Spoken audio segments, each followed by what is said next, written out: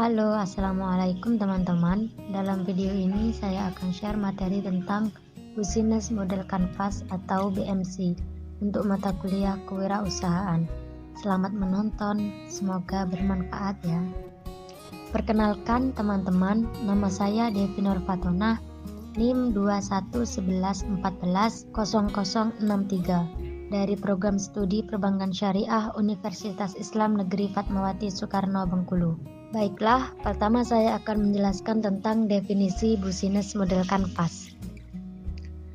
Apa itu Business Model Canvas? Business Model Canvas adalah sebuah strategi dalam manajemen yang berupa visual chart yang terdiri dari 9 elemen untuk membantu perencanaan bisnis sebelum dibentuk. Model bisnis ini pertama kali diperkenalkan oleh Alexander Osterwalder dalam bukunya yang berjudul Business Model Generation. Dalam buku tersebut, Alexander mencoba menjelaskan sebuah framework sederhana untuk mempresentasikan elemen-elemen penting yang terdapat dalam sebuah model bisnis. Business Model Canvas ini sangat dikenal karena dengan ke-9 elemennya. Sebenarnya kita sudah bisa memvalidasi apakah satu ide bisnis itu potensial atau tidak. Karena itu, membuat Business Model Canvas adalah hal paling awal yang biasanya dibutuhkan seorang pengusaha pemula atau pengusaha yang membuat suatu usaha baru.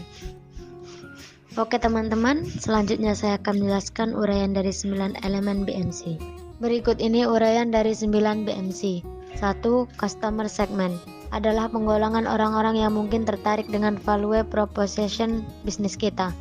Kategori di dalam customer segment ada 4, meliputi mass market, yaitu segmen pasar luas dengan jenis kebutuhan dan masalah yang sama. Niche market, yaitu segmen pasar yang spesifik. Segmented, yaitu segmen pasar yang memiliki kebutuhan berbeda tapi dalam satu kategori. Dalam diversified, yaitu segmen pasar yang memiliki kebutuhan atau masalah yang sangat berbeda. 2. Value proposition. Value proposition sendiri merupakan nilai atau value yang kita tawarkan untuk pelanggan. Kelebihan dan keunggulan produk kita dibanding pesaing adalah hal yang harus dituliskan di value proposition. Kategori di dalam value proposition ada 3, meliputi newness, yaitu produk atau jasa yang baru yang belum pernah ditawarkan sebelumnya. Biasanya banyak ditemukan di dunia teknologi. Performance, yaitu produk atau jasa yang ditawarkan meningkatkan kinerja customer agar menjadi lebih efisien atau lebih efektif. Dan customization, yaitu produk atau jasa yang ditawarkan berbeda atau ada pilihan untuk setiap segmen yang memiliki kebutuhan yang beragam atau berbeda. 3. Channel. Channel adalah cara Anda menjangkau customer. Kategori di dalam channel ada 2, meliputi direct atau sales first, web sales, one stores, dan indirect, yaitu partner stores. Customer relationship adalah cara-cara yang bisa Anda gunakan untuk berkomunikasi dengan customer segment. Kategori di dalam customer relationship ada 3, meliputi transaksional, yaitu beli putus saat itu juga. Long term, yaitu hubungan jangka panjang antara Anda dengan pelanggan. Dan personal assistant, yaitu ada sales personal yang melayani pelanggan Anda. 5. Revenue stream adalah cara untuk menghasilkan keuntungan dari value proposition kita. Kategori di dalam revenue stream adalah ada 4, meliputi aset sale, yaitu penjualan produk secara fisik. Usage fee, yaitu customer membayar sesuai lamanya menggunakan produk atau jasa. Option fees, yaitu biaya pelangganan. Lending atau renting atau leasing, yaitu biaya peminjaman atau pemakaian pengguna sementara. Key activities atau diisi dengan kegiatan wajib yang dilakukan oleh perusahaan untuk menghasilkan value proposition yang ditawarkan. Kategori di dalam key aktivitas ada 2, meliputi production, yaitu aktivitas merancang, membuat, mengirim produk. Dan problem solving, yaitu aktivitas operasi yang biasanya muncul pada perusahaan konsultan, rumah sakit, organisasi penyedia jasa. 7. Key resources. Hal-hal paling penting yang harus Anda punyai agar key aktivitas bisa dijalankan dan value proposition bisa diberikan pada customer. Kategori di dalam key resources ada 4 meliputi physical asset yaitu fasilitas pabrik, gedung-gedung, kendaraan, mesin-mesin, intelektual yaitu brand, hak paten, copyright, database, customer dan database partnership, informasi rahasia perusahaan, human yaitu tenaga kerja dan finansial yaitu sumber daya keuangan perusahaan cash, kredit, obligasi, saham.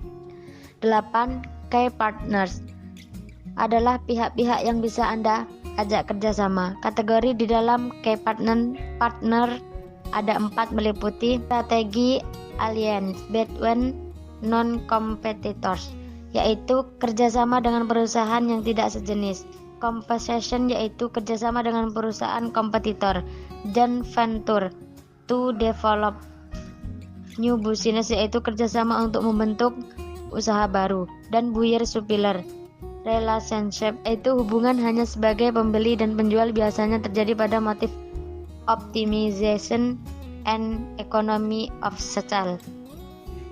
9. Cost structure adalah rincian biaya-biaya tersebar yang harus Anda keluarkan untuk melakukan key activities dan menghasilkan value proposition. Kategori di dalam cost structure ada 2 meliputi fixed cost yaitu biaya-biaya tetap muncul yang tidak tergantung pada jumlah produksi, dan variable cost yaitu biaya-biaya yang muncul bervariasi sesuai jumlah yang diproduksi.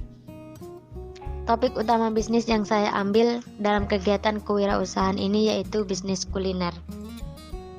Ini dia bisnis saya yaitu wedang jahe khas daerah Bengkulu. Dikutip dari Bengkulu Inspiratif.com, di mana Kepala Pusat Kepatuhan Kerjasama dan Informasi Perkarantinaan Badan Karantina Pertanian Sujarwanto mengatakan kekayaan Bengkulu sebagai pusat rempah-rempah seperti lada, pala, jahe harus terus dijaga. Generasi milenial wajib menjadi pelopor sebagai petani muda dan eksportif masa mendatang. Jelasnya itulah sebabnya saya tertarik untuk mengambil ide bisnis wedang jahe. Baiklah, selanjutnya penjelasan tentang bisnis model kanvas atau BMC dari bisnis saya yaitu wedang jahe. Customer segment. Prioritas 1. Remaja Bengkulu, pengusaha kafe dan angkringan. Prioritas 2. Wisatawan domestik dan mancanegara. Value proposition. Wedang jahe terbuat dari rempah-rempah pilihan yang diproduksi dan dikemas dalam proses pengeringan higienis sehingga cita rasa wedang jahe yang lebih kuat, tahan lama dan lebih nikmat. Channels. Indirect. Membuat video promosi. Direct. Pemasaran outlet dan marketplace seperti Tokopedia, Shopee, dan Bukalapak. Menggunakan sosial media dan internet untuk mempopulerkan produk wedang jahe. Customer relationship. Membangun komunikasi dengan pelanggan secara interpersonal dengan cara panggilan khusus kepada konsumen, sehingga secara tidak langsung konsumen mengingat brand ini. Kemudian memberikan promo setiap bulannya. Revenue stream. Aset sel penjualan wedang jahe. Key activities. Produksi, memilih bahan pengolahan, menjual dan mempromosikan wedang jahe. Key resources. Human, kelompok ibu-ibu PKK di Bengkulu dalam usaha produksi. Finansial, RAB sebesar 5.500.000 untuk memulai usaha wedang jahe. Key partner. Strategi alliances. Petani rempah-rempah, pengusaha angkringan, dan marketplace seperti GoFood, GrabFood, Tokopedia, dan Shopee. Petani rempah-rempah, pengusaha angkringan, dan pelanggan. Cost struktur. Fixed cost. Biaya sewa tempat, marketing, dan beban penyusutan. Variable cost. Biaya produksi dan upah tenaga kerja. Baiklah, sekian pemaparan bisnis model kanvas tentang bisnis kuliner saya. Jangan lupa like, comment, subscribe, and share ya teman-teman. Terima kasih.